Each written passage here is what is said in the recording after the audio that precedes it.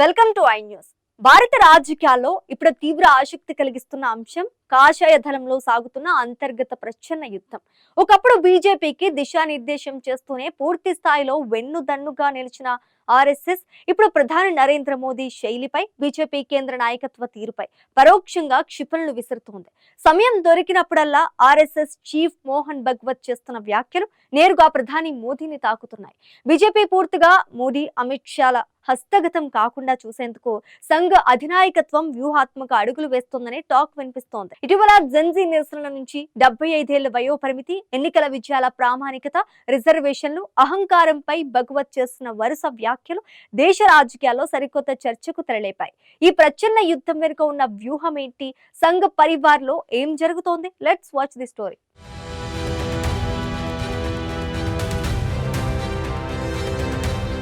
కేంద్రంలో వరుసగా మూడోసారి బీజేపీ అధికారంలోకి వచ్చింది. కానీ గతంలో కంటే ఈసారి పరిస్థితులు భిన్నంగా ఉన్నాయి. బీజేపీ కేంద్ర నాయకత్వం, ముఖ్యంగా ప్రధాని మోడీ గుత్తాధిపత్యానికి చెక్ పెట్టేలా ఆర్ఎస్ఎస్ సంఘాచాలక్ మోహన్ భగవత్ అప్రమత్తమయ్యారని విశ్లేషకులు భావిస్తున్నారు. మోడీ, అమిత్ షా జోడీ మార్గంలో పార్టీ వెళుతూ ఉండగా సంస్థాగత నియంత్రణను తిరిగి తమ చేతుల్లోకి తెచ్చుకునేందుకు ఆర్ఎస్ఎస్ వ్యూహాత్మకంగా వ్యవహరిస్తుంది.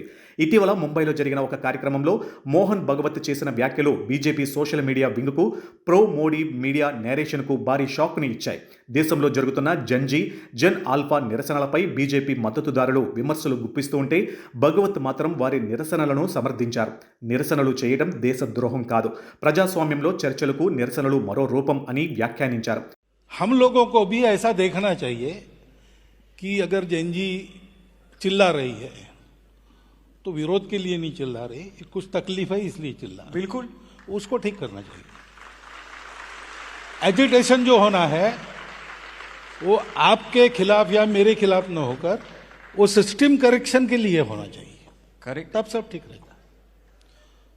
तो इसमें आप मानेंगे कि संवाद यदि पहले से ही शुरू हुआ होता तो ये बाद में विषय ज्यादा ऊपर जाता ही नहीं. जो नहीं होना चाहिए वो जब होता है तो कहीं ना कहीं इसमें चूक हो जाती, तभी होता है.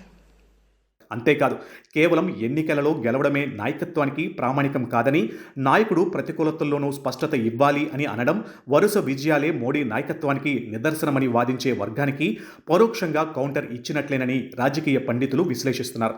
భగవత్ ఇలా మాట్లాడడం ఇదే మొదటిసారి కాదు. గతంలో సీనియర్ నేత మోరోపంత్ పింగ్లే మాటలను ఊటంకిస్తూ 75 సంవత్సరాలు దాటిన నాయకులు పదవుల నుంచి తప్పుకుని కొత్త వారికి మార్గం సుగమం చేయాలి అని భగవత్ పేర్కొనడం మోడీని ఉద్దేశించిందేనన్న ప్రచారం జరిగింది. 2024 లోక్సభ ఎన్నికల తరువాత భగవత్ మాట్లాడుతూ నిజమైన సేవకుడికి అహంకారం ఉండదు అని అనడం తీవ్ర సంచలనం సృష్టించింది. తన్ను తాను ప్రధాన సేవక్ అని చెప్పుకునే ప్రధానికి ఇది సరైన చురక అని భావించారు. అలాగే ఎన్నికల ప్రచారంలో మర్యాద దెబ్బతిన్నదని, మణిపూర్ ఏడాదిగా మండిపడుతున్నా పట్టించుకోలేదని చేసిన కామెంట్లు ప్రధాని వైఫల్యాన్ని ఎత్తి చూపినట్లే అయ్యాయి. అటు బీజేపీ సిద్ధాంతకర్తలు రిజర్వేషన్ల పునఃపరిశీలన గురించి మాట్లాడుతుంటే భగవత్ మాత్రం సామాజిక అసమానతలు ఉన్నంతకాలం రిజర్వేషన్లు కొనసాగాల్సిందే అని ఖరాఖండిగా స్పష్టం చేయటం సైతం భావాజాల వ్యత్యాసాలను ప్రతిబింబిస్తుంది. అసలు మోడీ విషయంలో మోహన్ భగవత్ ఎందుకిలా వ్యవహరిస్తున్నారు? ఆర్ఎస్ఎస్ అసలు లక్ష్యం ఏమిటి అనే ప్రశ్నలు ఇప్పుడు ముందుకు వస్తున్నాయి. దేశంలో బీజేపీ ఎదగడానికి, హిందుత్వవాదం బలపడడానికి మోడీ మాత్రమే కారణమనే అభిప్రాయాన్ని ఒక వర్గం కలిగిస్తున్నది. సంఘ్ పరివార్ కన్నా మోడీ గొప్పవాడు అనేంతగా భజన పెరిగిపోయిందనే వాదనలు ఉన్నాయి.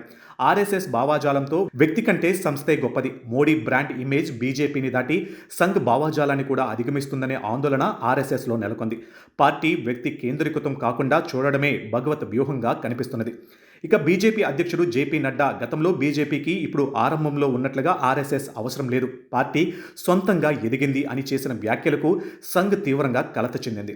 రాజకీయ అధికారం వచ్చిన తమ నియంత్రణ, మార్గదర్శకత్వం ఎప్పటికీ ఉంటాయని గుర్తు చేయడానికే భగవత్ ఈ వైఖరి అవలంబిస్తున్నారు. బీజేపీ ఎప్పటికీ ఆర్ఎస్ఎస్ అనుబంధ సంస్థలాగానే పనిచేయాల్సిన అవసరాన్ని భగవత్ తరచూ గుర్తు చేస్తున్నట్లు కనిపిస్తున్నది. కేంద్ర మంత్రుల నియామకాలు, వివిధ రాష్ట్రాల ముఖ్యమంత్రుల ఎంపికలో మోడీ, అమిత్ షాల మాటే చెల్లు చెల్లుబాటు అవుతూ వస్తున్నది. ఈ గుత్తాధిపత్యం నడవకుండా క్షేత్రస్థాయి ఆర్ఎస్ఎస్ కేడర్ అభిప్రాయానికి ప్రాధాన్యత దక్కేలా చేయడం భగవత్ వ్యూహమని చెబుతున్నారు. బీజేపీ విజయాలలో, పోరాటాలలో ఆర్ఎస్ఎస్, విశ్వ హిందూ పరిషత్, బజరంగ్ దళ్ లాంటి సంస్థలు ఉన్నాయని గుర్తు చేస్తున్నారు.